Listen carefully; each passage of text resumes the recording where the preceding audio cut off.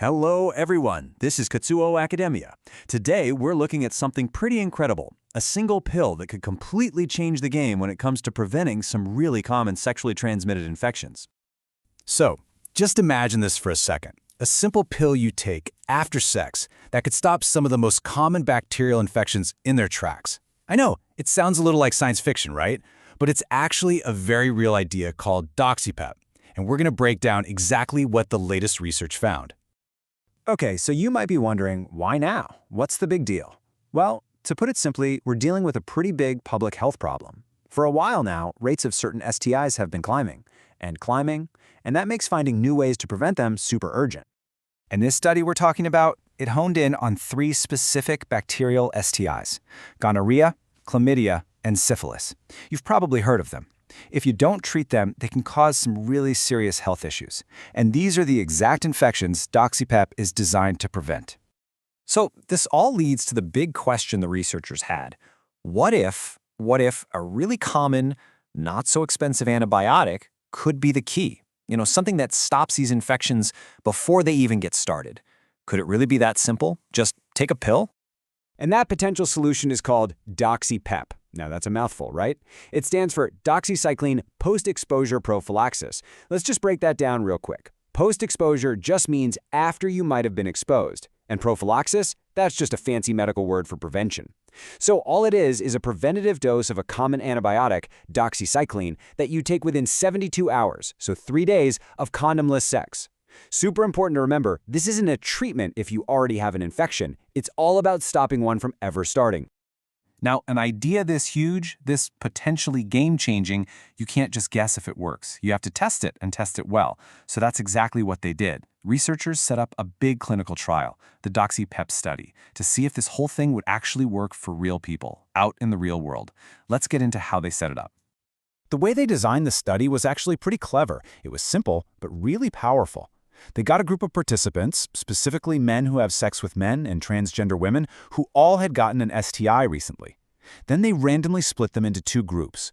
Group 1, they were told to take DoxyPEP. Group 2, the standard care group, they didn't take the pill. They just went about their lives, getting regular STI tests and treatment, just like always. And then the researchers just sat back and compared what happened. All right, so this is the moment everyone was waiting for. What did they find? Did it actually work? Well, after months of following everyone, the data came in. And let me tell you, the results weren't just clear, they were dramatic. The difference was just, wow. Take a look. In any given 3-month period, about 31% of the people in the standard care group got diagnosed with an STI.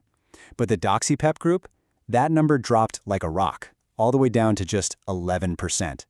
That is a huge drop. So what does that mean in simple terms? It means taking DoxyPEP cut the overall risk of getting one of these 3 STIs by 2/3. A 2/3 reduction. I mean, that's the kind of number that makes everyone in the public health world sit up and pay very close attention. And check this out. When you break it down by the specific infection, the results get even crazier. For chlamydia and syphilis, DoxyPEP was an absolute powerhouse, cutting the infection rate by almost 90%. Now, it wasn't as effective against gonorrhea, but it still cut the infection rate by more than half. And that is still a really, really big deal. Okay, so this all sounds amazing, right? But there's always a but, especially when we're talking about antibiotics. Every time you talk about using them, especially for prevention, this giant flashing warning sign should go off in your head. And that sign says antibiotic resistance.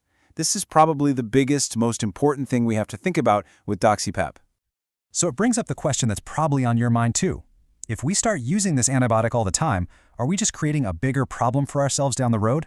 Are we accidentally breeding superbugs that will be way harder to treat later on? Well, the study looked at that too. And what they found for gonorrhea was a little concerning. So among the people who did get gonorrhea, the bacteria was resistant to this type of antibiotic way more often in the DoxyPEP group. We're talking 38% of the time compared to just about 12.5% in the other group. But, and this is a really big but, this was based on a super small number of samples. So we can't jump to any huge conclusions just yet. We absolutely need more research on this. But to get the whole picture, you have to know they looked at other bacteria too. For example, staph. That's a really common bacteria on our skin. They didn't find any real increase in resistant staph. And for chlamydia, this kind of resistance just hasn't really been a big problem. So the whole resistance issue is complicated, and right now, the main worry seems to be around gonorrhea. So, where does all this leave us? It seems pretty clear, right? On one hand, Doxy-PEP is this incredibly powerful new tool for sexual health. But on the other hand, it comes with this really serious potential trade-off. It's a strategy that could help a lot of people, but we have to be super smart about how we use it and watch it very, very closely. This really forces us to ask a tough question. How do you balance a breakthrough that prevents infections for people today against the long-term global risk of creating superbugs that we can't treat tomorrow? That's the incredibly complex choice we're now facing. Katsuo Academia, please subscribe to our channel and give us a thumbs up.